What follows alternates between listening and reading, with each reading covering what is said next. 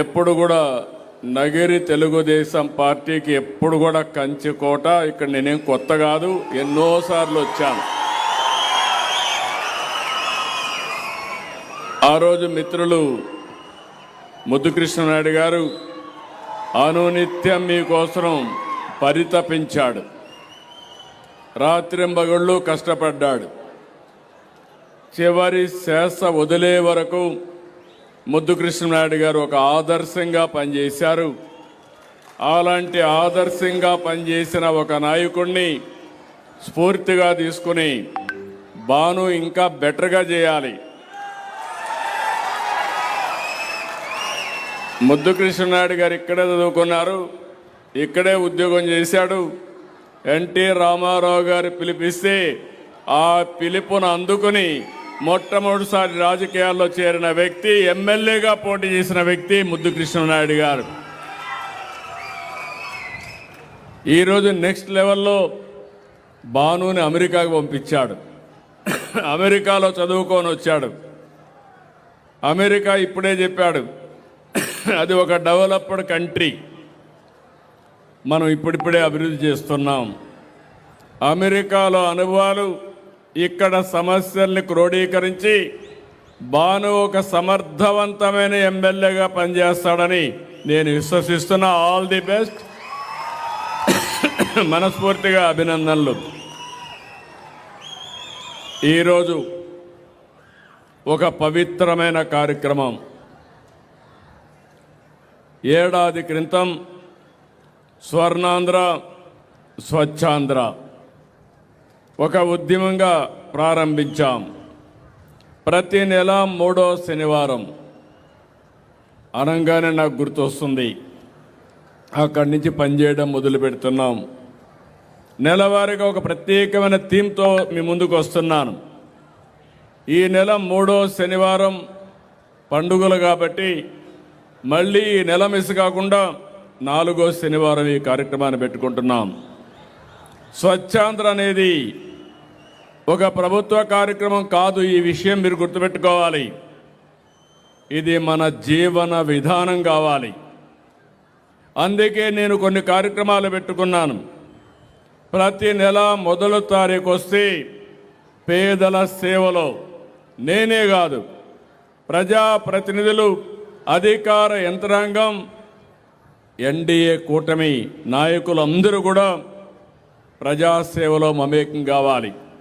మాకు గుర్తుండాలి, పేదవాళ్ళ సమస్యలు అర్థం చేసుకోవాలి. మీ సమస్యల పరిష్కారం కోసం అనునిత్యం పనిచేయాలనే ఉద్దేశంతోనే పేదల సేవలో పెట్టాం. ఈరోజు మీరు ఒక్కసారి ఆలోచిస్తే నేను సూపర్ 6 చెప్పాను, అందరూ అసాధ్యమన్నారు. సూపర్ 6ని సూపర్ హిట్ చేసిన ఏకైక కూటమి ఎన్డీఏ కూటమి. ఈరోజు మీలో ఇంత ఉత్సాహం ఉందంటే అందరికీ తల్లికి వందనం వస్తూ ఉంది. స్త్రీ శక్తి కింద ఫ్రీగా బస్సులో ఎక్కడికి కావాలన్నా మా ఆడబిడ్డలందరూ తిరిగే పరిస్థితికి వచ్చారు. అన్నదాత సుఖీభవ సమర్థవంతంగా అమలు చేస్తున్నాం. దీపం 2 కింద 3 సిలిండర్లు ఉచితంగా ఇస్తున్నాం. పేదలందరికీ పింఛన్లు 4,000, 6,000, 10,000, 15,000, సంవత్సరానికి 33,000 కోట్ల రూపాయలు పేదలకిచ్చే ఏకైక ప్రభుత్వం ఒకే ఒక కార్యక్రమం, పెన్షన్ల కార్యక్రమం. అదే సమయంలో 1-2 కాదు, అనేక కార్యక్రమాలతో ముందుకు పోతున్నాం. అయితే ఇక్కడ మీరు గుర్తుపెట్టుకోవాల్సింది, స్వచ్ఛాంధ్ర స్వర్ణాంధ్ర.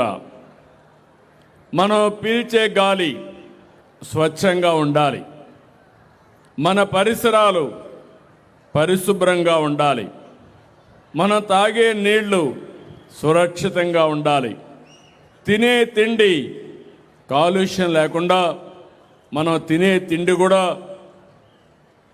బాగా ఉంటే ఆరోగ్యం బాగుంటుంది. మంచి తిండి రావాలంటే మంచి నీళ్లు దొరకాలంటే మనం వేసే పంటల భూమి కూడా స్వచ్ఛందంగా ఉండాలి. ఇవన్నీ చేయాలంటే మన ఆలోచనలు కూడా స్వచ్ఛంగా ఉండాలి.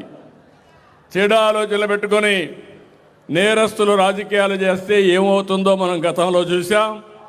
అలాంటి స్వచ్ఛమైన ఆలోచనలు ఉంటే తప్ప ఈ రాష్ట్రానికి ఈ దేశానికి భవిష్యత్తు ఉండదని చెప్పి కూడా నేను మీకు తెలియజేస్తున్నా. నేను ఒక లక్ష్యంతో మీ దగ్గరికి వస్తున్నా. నేను ఈరోజు కొత్త కాదు. ఈరోజు ఈ కార్యక్రమాన్ని ఇంట్రడ్యూస్ చేసింది మీరు చూస్తే నరేంద్ర మోడీ గారు స్వచ్ఛ భారత్ కార్యక్రమం పెడితే నన్ను చైర్మన్గా పెట్టి 10 మంది ముఖ్యమంత్రులు అధికారులు అందరం కలిసి దీనికి విధి విధానాలు తయారు చేశాం.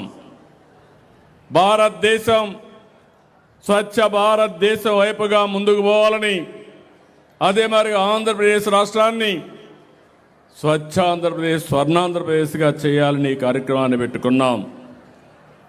ఈరోజు మీరు గుర్తుపెట్టుకోవాల్సింది, ఎప్పుడో నేను సింగపూర్కి వెళ్ళాను.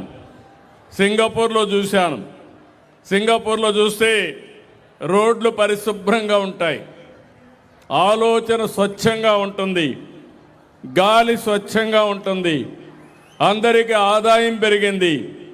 అది చూసిన తర్వాత హైదరాబాద్లో సమైక్య ఆంధ్రప్రదేశ్లోనే నేను ఆ రోజు ఏదైతే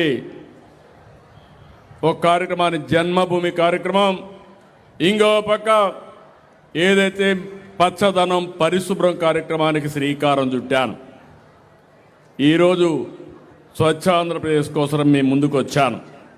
నేను మాటల్లో చెప్పడం కాదు, 5 సంవత్సరాల్లో ఈ రాష్ట్రం ప్రపంచంలోనే నెంబర్ 1 రాష్ట్రంగా తయారు చేసే బాధ్యత స్వచ్ఛ ఆంధ్రప్రదేశ్లో మేము తీసుకుంటాం. అయితే నేను ఆ మాట అంటే మీరు క్లీన్ చేయండి, మేము రోడ్డు మీద చెత్తేస్తామంటారు. మీరు మనలో ఒక ఆలోచన విధానం రావాలి. మీరు గుర్తుపెట్టుకోవాలి, మనలో మార్పు రావాలి. ఇంట్లో చెత్త బయటేస్తాం, ఇల్లు మంది అనుకుంటాం, రోడ్డు మంది కాదనుకుంటాం. అక్కడ పురుగులు, అశుభ్ర వాతావరణంలో మస్కిటోస్ అన్నీ వస్తే మన ఇంట్లో ఉండే మనల్ని కూడా మస్కిటోస్ కొడతాయి. ఆ విషయాన్ని మనం మర్చిపోతాం. అందుకే మిమ్మల్ని అందరినీ కోరుతున్నాం. ఈరోజు నేను ఒక సంవత్సరం నుంచి ఒక ఉద్యమంగా ఈ కార్యక్రమాన్ని చేపట్టాం.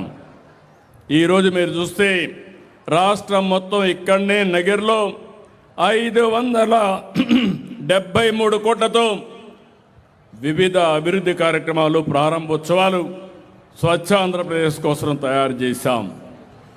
స్వచ్ఛాంధ్ర మిషన్ అర్బన్లో సాలిడ్ వేస్ట్ ప్రాసెసింగ్ కింద 101 ఇంటిగ్రేటెడ్ సాలిడ్ వేస్ట్ మేనేజ్మెంట్ ప్రాజెక్టుని 510 కోట్లతో శాంక్షన్ చేశాం.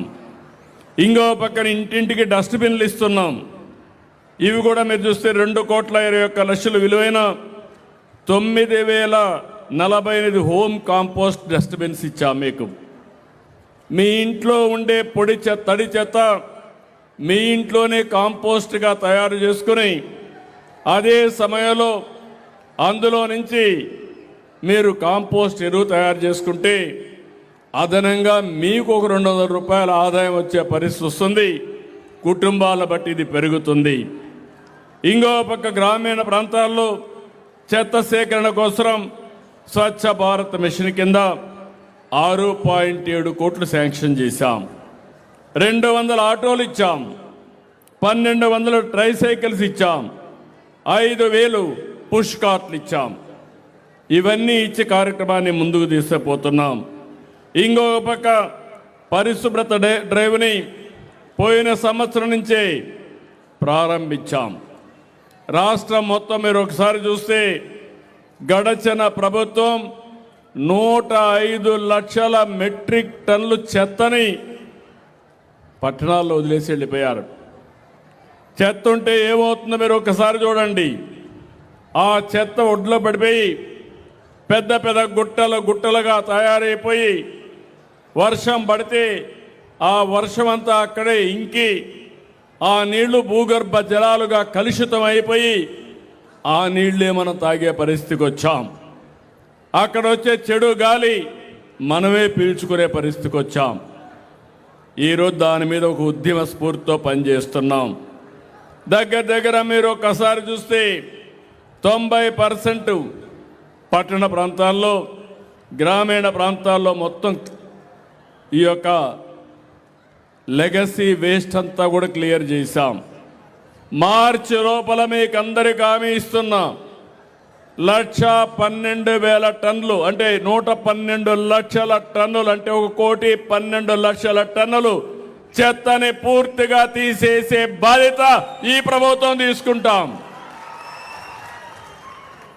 ఇంకొక పక్క ప్రతి ఒక్క ఊర్లో door to door waste collection ఇప్పటికే ఇంటింటికే వస్తున్నారు.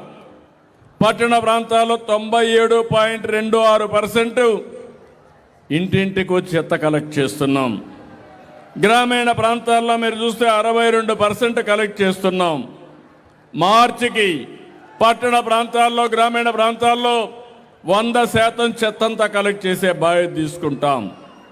ఇంకో పక్క 4 వేస్ట్ ఎనర్జీ చెత్త నుంచి కరెంటు తయారు చేసే ప్రాజెక్టులు ఇప్పటికే విశాఖపట్నం, గుంటూరులో వచ్చాయి. మళ్ళీ కర్నూలు, రాజమండ్రి, కడప, నెల్లూరులో 4 ప్లాంట్లు పెడుతున్నాం. ఇవి కాకుండా తిరుపతి, విజయవాడ ఇంకొక 2 వచ్చే అవకాశం ఉంది. ఇంకో పక్క అన్ని గ్రామాల్లో మీరు ఇంట్లో కాంపోస్ట్ తయారు చేయగలిగితే మంచిది. ఒకవేళ మీరు తయారు చేయకపోతే 10,790 సాలిడ్ వెల్త్ ప్రాసెసింగ్ సెంటర్స్ కింద రాష్ట్రం అంతా కూడా తయారు చేస్తున్నాం. ఇది డాక్రా సంఘాలకు అప్పచెప్పాం. వాళ్ళు తయారు చేసిన కాంపోస్ట్ని రైతులకు సరఫరా చేసే కార్యక్రమానికి శ్రీకారం చుట్టాం.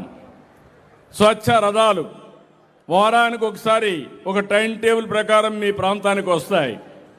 అక్కడి నుంచి మీరు వాడేసినటువంటి డ్రై వేస్ట్ కానీ, ప్లాస్టిక్ కానీ, కాగితాలు కానీ ఏవైతే ఇస్తే అవి తీసుకొని తిరిగి మీకు నిత్యావసర వస్తువులు అక్కడే ఇస్తారు. అంటే ఒకప్పుడు నేను చిన్నప్పుడు చూసేవాడిని, ఎవరన్నా మీ ఇంట్లో చెత్త ఉంటే, వేస్ట్ ఉంటే ఇవ్వండి, మేము దానికి డబ్బులు ఇస్తామని వచ్చేవాళ్ళు. ఇప్పుడు నేనే పంపించి మీ ఇంట్లో ఉండే ఇలాంటి వస్తువులు తీసుకొని మళ్ళీ మీకు నిత్యావసర వస్తువులు ఇచ్చే బాధ్యత ఈ ప్రభుత్వం తీసుకుంటున్నాం.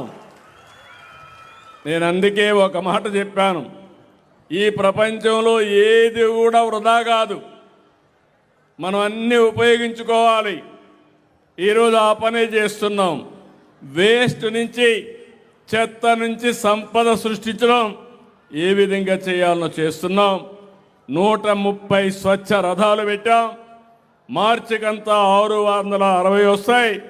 మార్చికి మీ ఇంట్లో ఉండే చెత్త 100% కలెక్ట్ చేసే బాధ్యత ఈ ప్రభుత్వానిది, ఈ మున్సిపాలిటీలది. ఇది కాకుండా 2018లోనే రాష్ట్రాన్ని ఓడిఎఫ్గా తయారు చేశాం. ఇప్పుడు ఓడిఎఫ్ ప్లస్గా వెళ్తున్నాం. ప్లాస్టిక్ అయితే 17 పట్టణాల్లో ప్లాస్టిక్ కలెక్ట్ చేసే పరిస్థితికి ముందుకు వచ్చారు. వాళ్ళందరినీ అభినందిస్తున్నాం.